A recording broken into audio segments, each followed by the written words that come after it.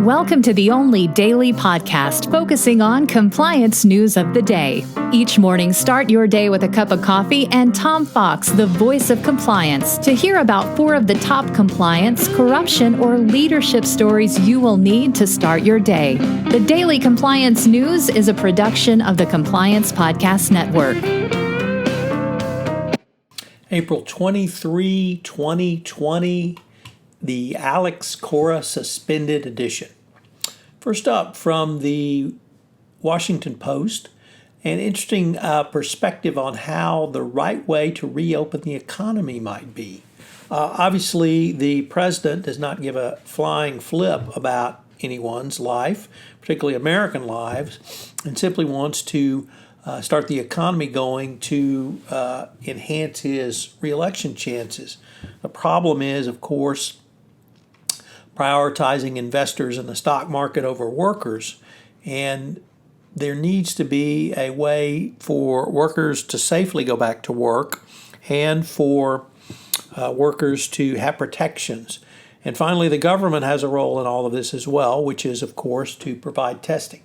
The Trump administration has fallen down on every aspect of this and doesn't seem to be too concerned about doing anything to help protect the American worker going forward. So, fortunately, it's going to be up to businesses to do this, and of course the states and governors and mayors, unless you live in Las Vegas, where the mayor just volunteered for everyone to be, in the entire city, in fact, to be in a control group to see how bad coronavirus can be. So hopefully there'll be some sanity, but given the administration's complete lack of understanding of the crisis and inability to do anything other than put money in its own pockets, good luck. From the Wall Street Journal Risk and Compliance Journal, Mingy Sun reporting, Treasury Department says that coronavirus impact on compliance could be a mitigating factor in sanctions cases. OFAC has encouraged individuals and entities to share compliance concerns related to COVID-19 with the agency.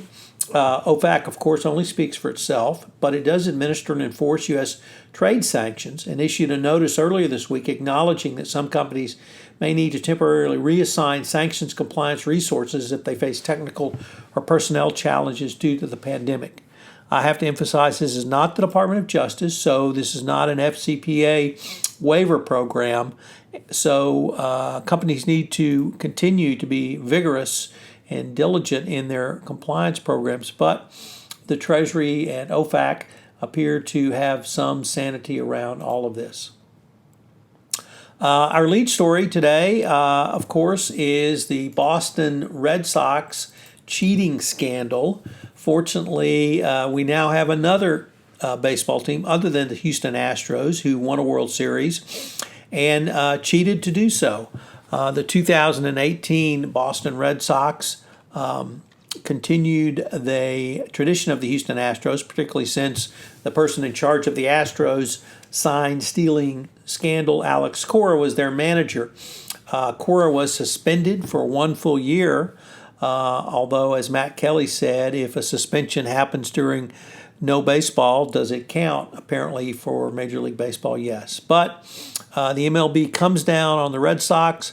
Yes, the Red Sox cheated and won a World Series for their efforts. They did lose a second-round draft pick for their. About insurers trying to fight any claims for coronavirus, recognizing they have little chance in front of a judge and jury in any of the locations they go. They've gone to Congress to lobby against having to pay out. All I have to say is for all you foreign insurers and reinsurers, good luck with that. I hope you have checked out my new podcast on compliance and coronavirus that I started to bring sanity and clarity to the compliance practitioner. I am having as diverse a input of stories that I can, from successfully working at home to navigating compliance during the difficult times and a wide variety of others. So check out Compliance and Coronavirus. It comes up Tuesday, Wednesday, and Thursday at 9 a.m. on the Compliance Podcast Network. You're staying safe, self-distancing, and isolating during this time. Thank you for listening. The Daily Compliance News is a production of the Compliance Podcast Network and a proud member of C-Suite Radio. I hope you'll join me again tomorrow.